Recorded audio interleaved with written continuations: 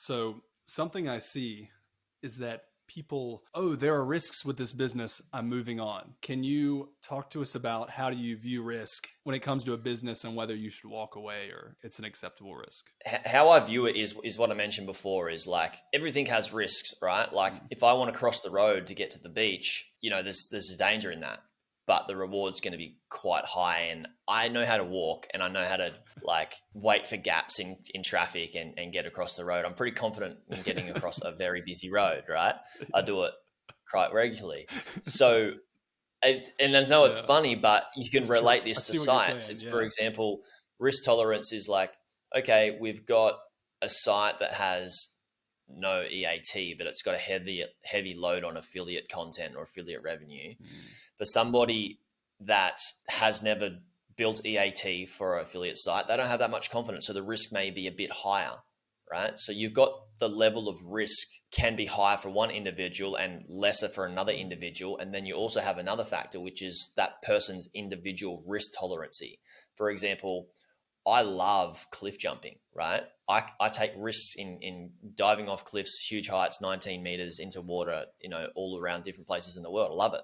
But there's other people that just wouldn't take on that risk, right? They're too worried about it. It's too much for them. Personally, in investing, I don't like to take on too much risk because I believe in minimal risk and infinite opportunity. But some people are like, well, this site needs a lot of work. It's got a lot of risk, but I'm prepared to learn a lot and go for it. So how I value risk will be very different to how another individual values risk. That's a beautiful thing because everybody's different and there's no right or wrong.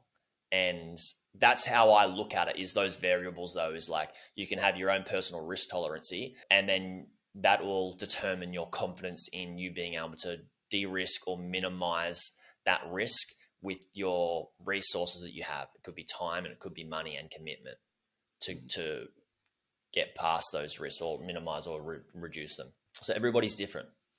A risk for so-and-so who just never bought a website is different than the risk for Jaryd. That's interesting. It's based on your skill level kind of, or your experience almost. Yeah, exactly. And I find that beginners will take more risk than experienced investors. And your eyes are like lighting up and big like, I've seen and I kind of like that. The reason I like it is because I was there. And if I didn't take the bigger risks and my risk tolerance wasn't so low, like if my risk barrier was so small I could just jump over it like it was when I first started, I would have never bought an online business. And I would have never bought something with minimal risk or with a lot of risk and turned it around, because the ambition for beginners is a lot higher. And I like that. It's like kids that go to the skate park, they bounce, right? They're going to drop into like a 12, 15 foot bowl, or they're going to jump in on their BMX bike. And I've been to the skate park with young kids that are like 7 and doing flips and things. And I'm like, there's no way that I would even try that because I don't want to break a bone. But for them, they're like, what's there to lose? Like, that's another beautiful thing about investing is beginners just, I like to see them go for it, versus me. Like, it's more about preserving wealth.